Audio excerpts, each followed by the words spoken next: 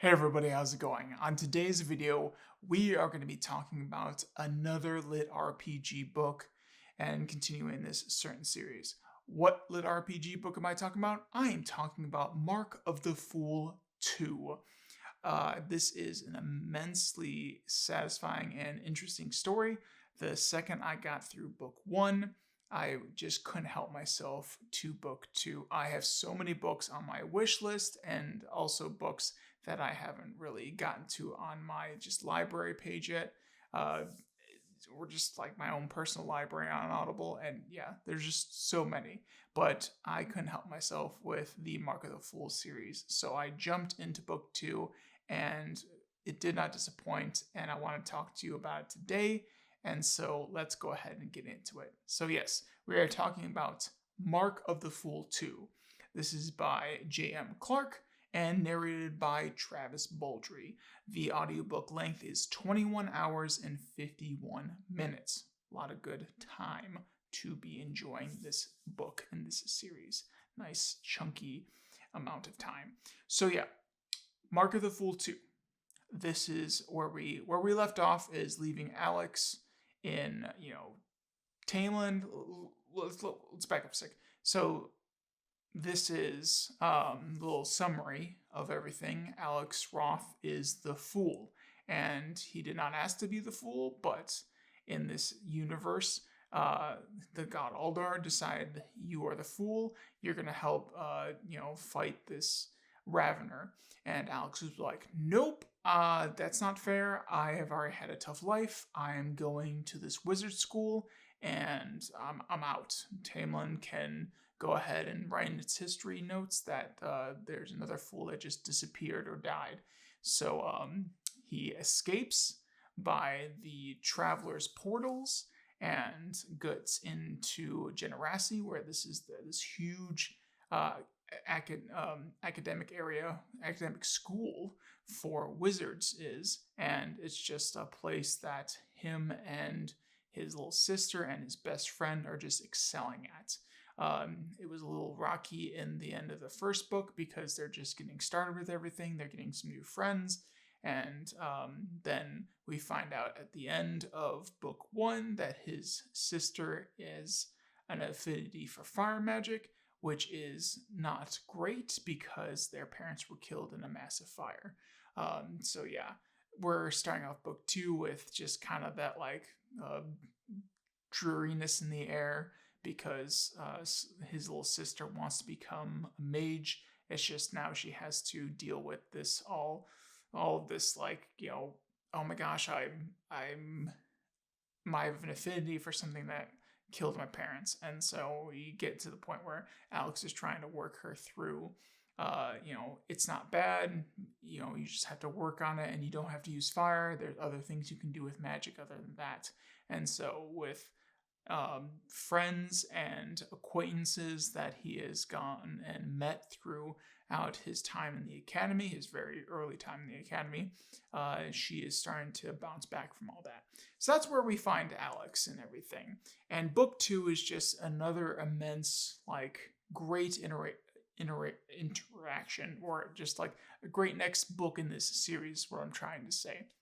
And I freaking love it.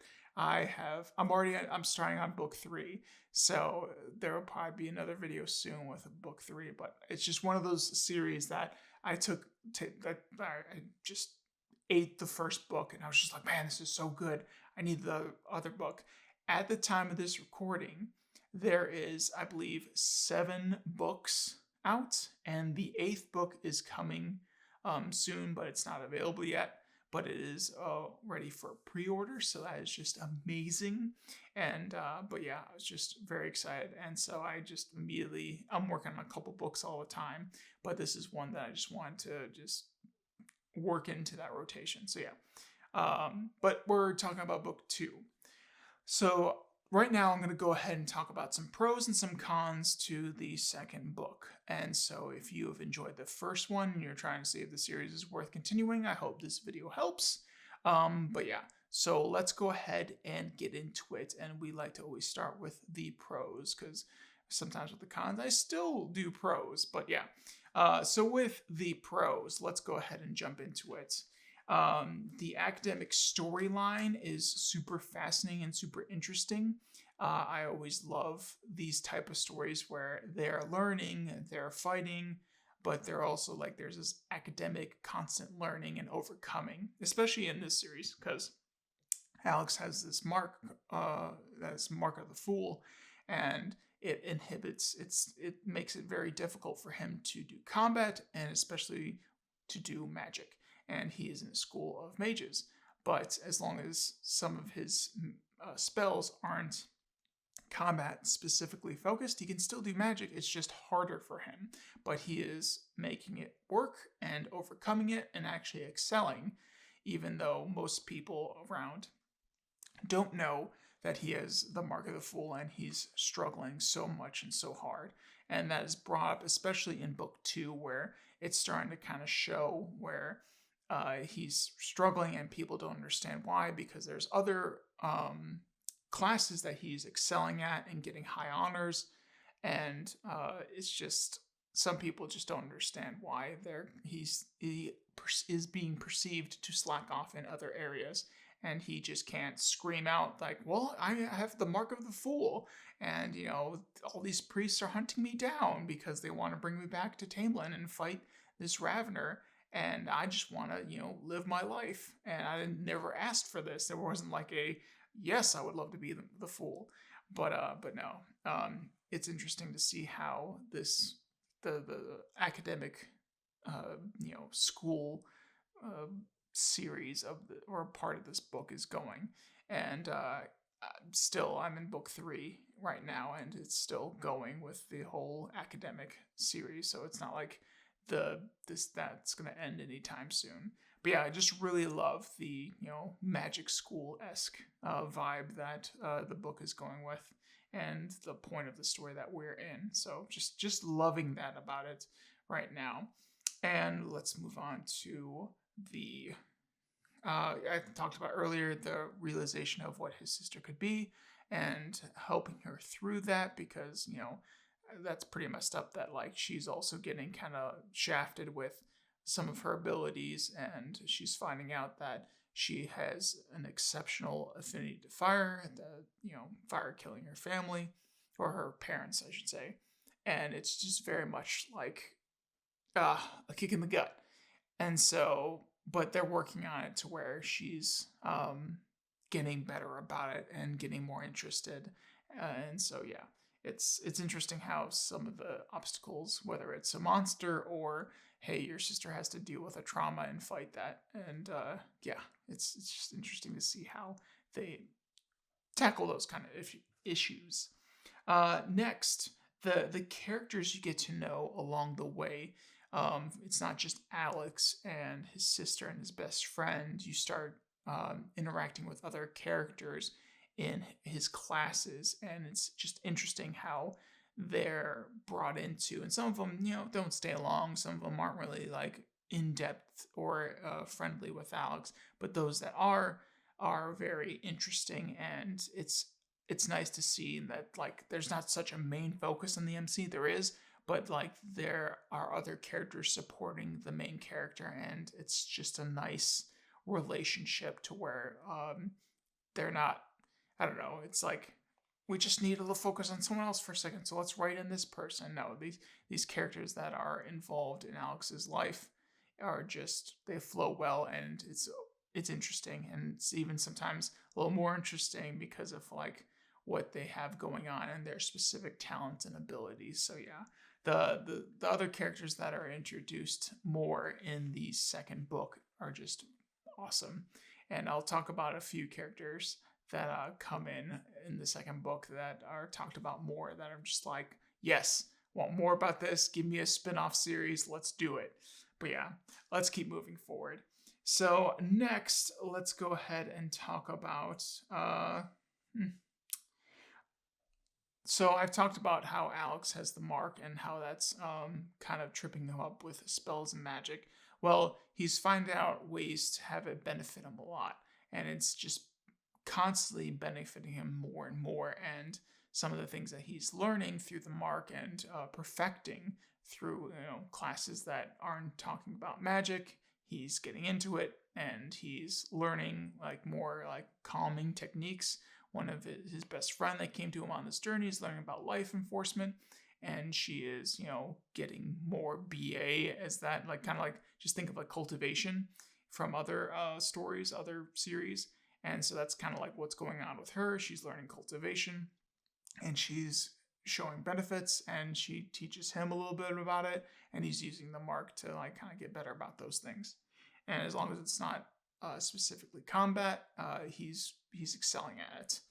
And so it's interesting to see how he's using the mark for his advantage, and also it's getting to the point where the trip ups are becoming less and less like problematic. But I love how in this whole series that he is constantly documenting everything. And that's just kind of how I'm just geeking out a little bit about it. He's constantly documenting his successes, his failures, and what he can do better. And he must have just so many books in his room, because like he's constantly getting another book and starting another book on like on day 1, day 20, like this is my progress and all that. And it's just well documented by this character. It's just I find it funny.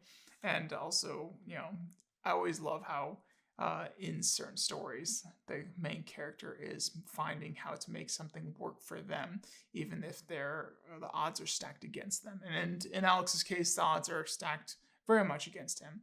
But we'll get onto a couple of things that happen throughout this second book, that give him more of a leg up on the competition and the dangers out there.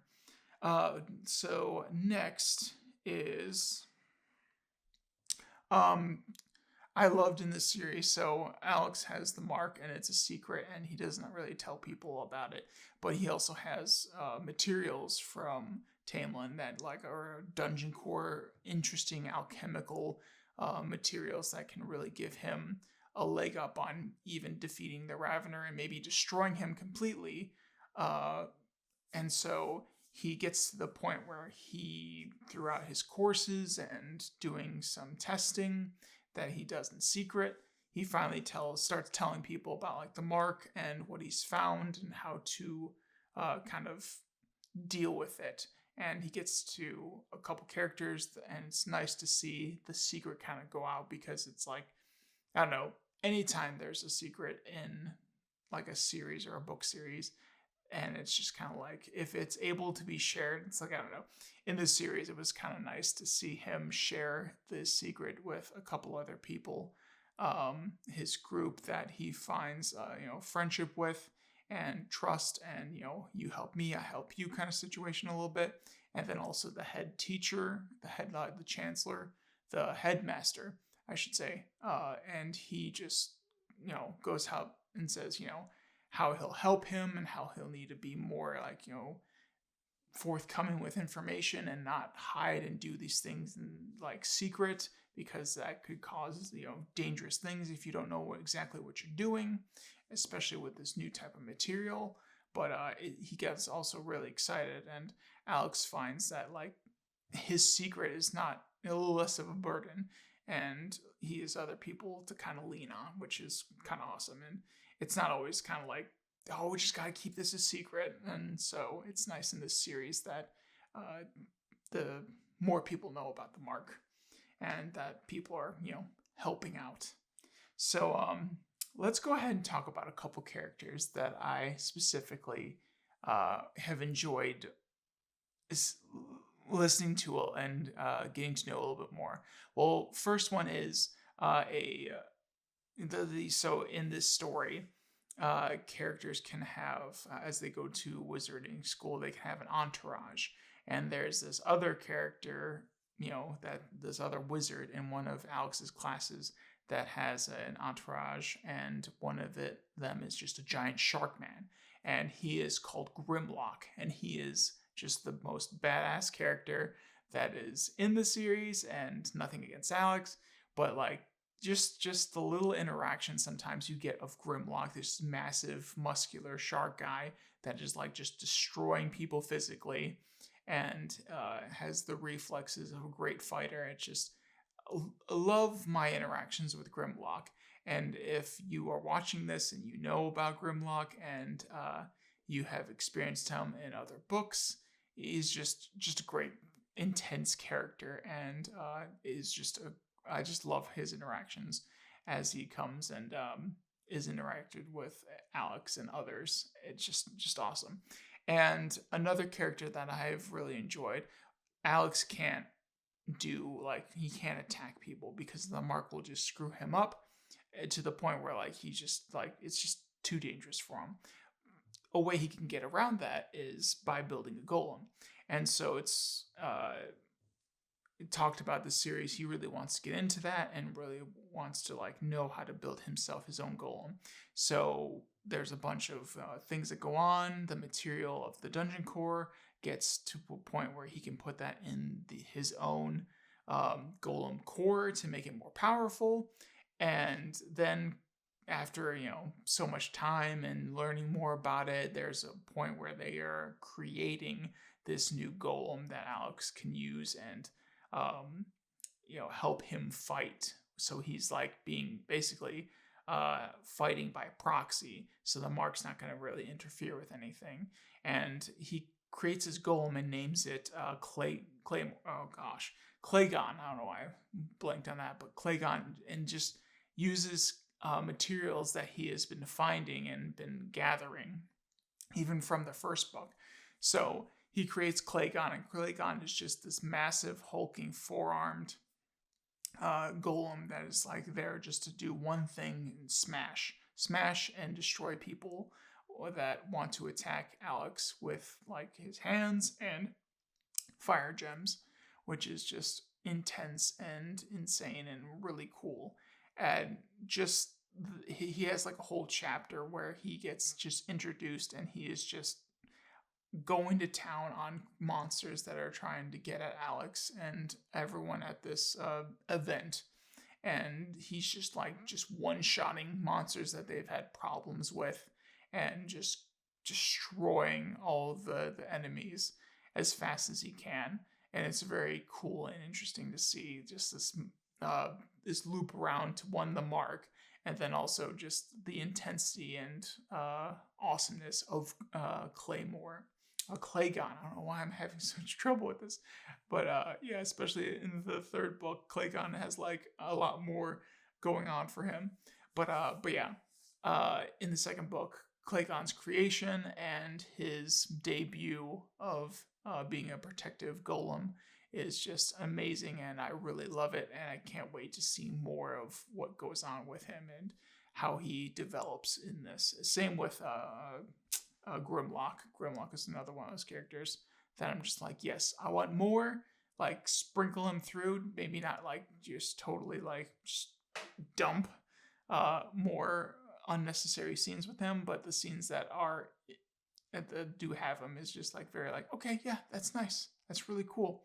So yeah, that is a lot of the pros that I have for this. This is a great story, great continuation of The Mark of the Fool. I think if you have gotten through the first book and you're a little wary and you're hoping that it's, doesn't flop or you're just wanting it to get better, don't worry. The second book is another amazing addition to the Mark of the Fool series. I can't wait to finish more books in this series and do more videos on it. It's just something I just love talking about. But let's go ahead and shift our focus to some of the cons. And I am going to be not trying to pull cons out of thin air because I feel like there are some there. It's just I am biased and really enjoy this series, so I might do a bad job about it. I would say the first con is if you really don't like anything I've said or anything I've stated, or you went through the first book and you didn't like how you didn't like the story and you didn't like the main character, and you're hoping maybe something will change to get you to like everything more. No. If you didn't like the first book, I feel like there was a little bit of establishing in the first book, but in the second book, it's pretty much more of the same stuff. It's just characters get more powerful, characters get more cunning, new interesting things happen. I really like it when there's constant growing and knowledge building in stories, and so there's just more of that. And if that's something that you just don't want, then this is probably not the book series for you. But other things that I would like to point out is a lot of in-depth thinking. So like there's just points where like Alex just goes off and just gets real deep into something. And if I don't know, I guess if that's not your thing, you want more of a just wham bam thank you ma'am and fighting and getting into the nitty-gritty, and just don't talk to me about details, just talk to me and point me in the direction of the baddie, and we'll go ahead and just take him down. Yeah, that's just, I guess, something that you could say that you might not like, is how in depth it is at times with details. But yeah, I love it. I love how in depth they get into some things.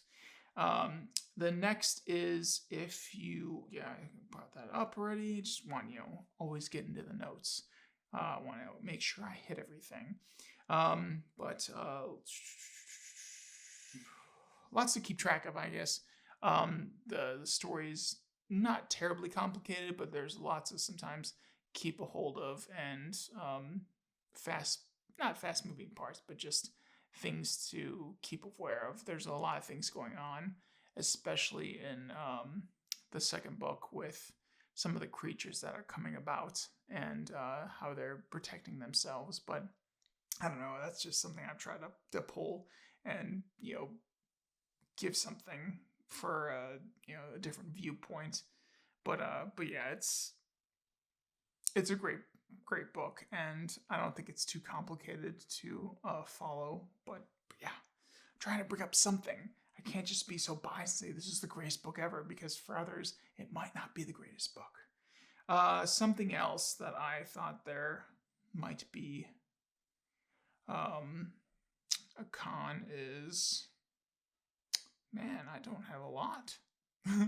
It's more of like, if you just don't really like what I've said, if you don't like kind of like how constantly Alex has to be fighting the mark, if you don't think that you would just like more of what's going on, I really think in book 2 that there is a great shift, especially when Claygon is introduced. Now Alex has kind of like a tool to fight with, and because he still has to use his mind. It's not like the golem has its own thoughts and processes and can do things on their own. But yeah, it's there's just, I don't know, I'm just trying to pull out some things to go ahead and say like you might or might not like. But yeah, let's just go ahead and finish this up with, these are my thoughts on Mark of the Fool. I think it's a great series. I think book 2 has just been a great addition. So yeah, I've really enjoyed it. Let me know in the comments if you have, if you've been in or listened to book 1 and 2, what you're enjoying about Mark of the Fool. And are you, for those that are all the way up to book 7, are you excited about the upcoming book 8 coming out in Audible soon? So yeah, I just love this series and can't say enough good things about it. I hope you have enjoyed this video and gotten to the point where you might check it out for yourself. If you are seeing this and you haven't seen my first video on this, go ahead and check that out first. But yeah, and also if you are listening to other audiobooks, I would love to hear what you're listening to, and I might find myself even a nice recommendation so I can go ahead and jump in on it. But without further ado, let me let you go so you can get back to your audiobooks and I get back to my audiobooks. So without further ado, toodles!